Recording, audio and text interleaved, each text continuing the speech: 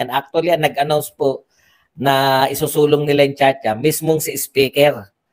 No? Kaya hindi po ano ba binabalita mo ba dong? Ito kasi yung sinabi ni Lagman, no? Ang sinabi niya kasi, di umano, nagkakaroon ng payment. Ayan, no? Each voter who would sign the petition will be allegedly. Kita mo pati. Maingat eh. Ganyan po, no? Tayo po mga vlogger, mag-ingat po tayo. Huwag po natin sila pagbintangan na nagkakabayaran. No? Ito po ang pahayag ni Edsel Lagman. Each voter who would sign the petition will be allegedly given payment. Ipaliwanag lang po natin ng konti. No? Ano po ba yung People's Initiative? Ang People's Initiative sana ay initiative ng mga tao para baguhin yung Constitution. Yan po nakalagay sa 1987 Constitution. Pero mahigpit po yan. Kinakailangan po magpapirma ng lahat po per district ng 3%, at least 3% para maisulong niyang People's Initiative. No? So, ibig sabihin ba dong lahat ng district? Oo, lahat. Kunwari, merong isang district na hindi siya nakaabot ng 3%. Patay na yung People's Initiative. Kaya po yan ang pinakamahirap sa lahat. No? So, ang akusasyon po ni Lagman ay nagkakabayaran di umano. No? Pinagbabayad yung mga tao. Hindi naman po lahat ng tao eh. Kinakailangan pumirma eh. 3% lang po. Tama ba? 3% lang. I-search nyo na lang yan. 3% daw po ng mga okay. So ano po ibig sabihin? Lahat po na magtatanong, meron po kayong oras pagkatapos po ng ating talakayan. Para malinaw po tayo. Kasi kung ngayon kayo magtatanong, magagalit lang kayo, hindi ko kayo papansinin. Okay, basahin po natin. During the meeting, they were informed that People's Initiative will be used as mode of amending the Constitution, and they were given mobilization funds. Sa mga mayor po to, and forms to be signed by at least 3% of the registered voters of the legislative district to each which their municipalities belong. So lahat po ng mga mayor, tinipon po, local executive sa League of Mayors, at magpapapirma po sila ng 3%. Madali lang po yan kung lahat ng mayor makukuha nyo. Kasi 3% lang ng populasyon ay ng voters eh. So ang malupit po dito, nagkakabayaran di umano. Yan. Ayon pa kay Lagman, magkano ba? Voters would sign the petition for People's Initiative will be given 100 each. 50% of which has already been advanced to the municipal mayor and respective coordinator. So nasa mga municipal mayor na raw yung kalahati ng budget para dito, 100 pesos. Okay? So ito po ang mga disturbing questions to be answered. Alam niyo po, sasabihin nyo maliit, hindi naman po election yun eh. Pipirma ka lang, bibigyan ka ng 100, ang dali po niyan. Di ba? Lahat lang naman nagtitinda, pirma kayo rito. Gusto nyo ba maka 100? Mayor, siyempre mayor. Mayor ba yan? Pirma kayo dito, 100. 100 po yan, sa 50 pesos nga po siya. Napapanood ko yung sa mga YouTube. Mananalo ng Gcash 50 pesos. Sumasali tayo di ba? Wag nyo sabihin maliit yan, di naman po election yan. Iba po yung election ng pagka-mayor. Ito po, pipirma ka lang. Okay, pipirma ka lang. Okay, ito po ang mga tanong ni Lagman. Number 1. Okay lang po yun. Kinakailangan ko rin po maghanap buhay. Kung wala po manonood sa akin, okay lang po yun. Kulang kayo. Alam ko ba na magla-live ngayon si Tatay Digong?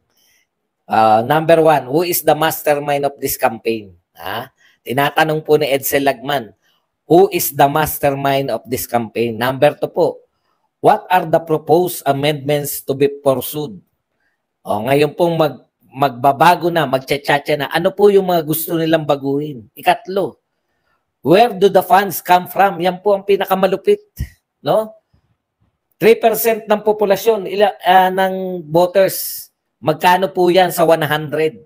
Siyempre, hindi lang po 100 yan dahil yung mga, alang naman yung mga coordinator, walang sweldo. Meron din po yan. Di umano. Nakakalimutan mo ba ito? Nakakalimutan mo, may crackdown na, ayaw pa. Tapos ikatlo, why by the voters initiative? Yan po, no? Bakit mo bibilhin kung people's initiative? Talagang ito po, kung totoo tong sinasabi ni Lagman, no? Ay, alam nga namang hindi totoo. Mga mayor sino po ang sinasabi ni ano? Kaya makatotohanan eh. Alam niyo kung sino sinasabi niya? Ayan, no?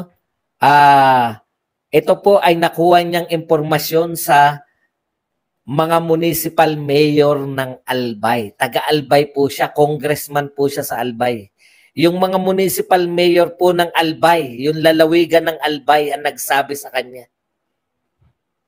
No? O, yan po. Ngayon, eto pa po.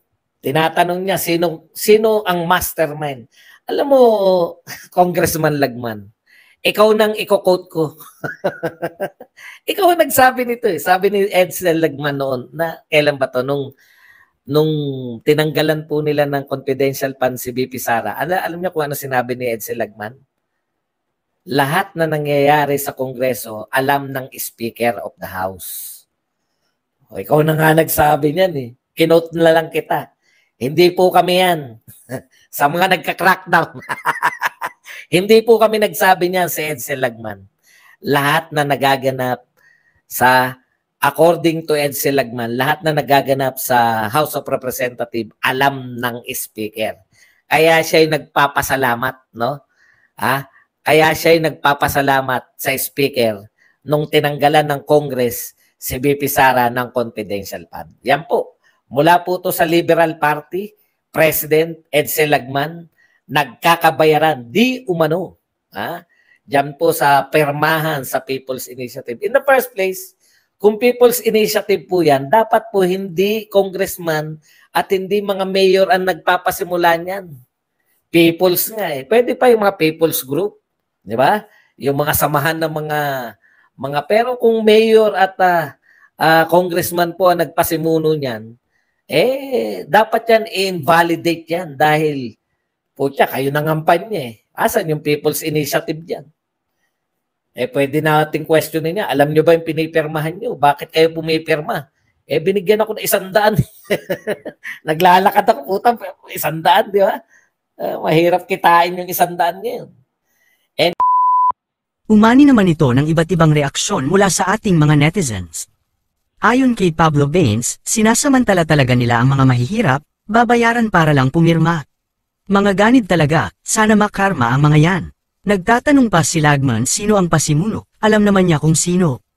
Pahayag naman ni Romy Magoncia, Congressman Lagman alam mo yan kung sino mastermind, sino ba ang nagsalita ng tsa-tsa, di ba si Speaker Romualdez lang.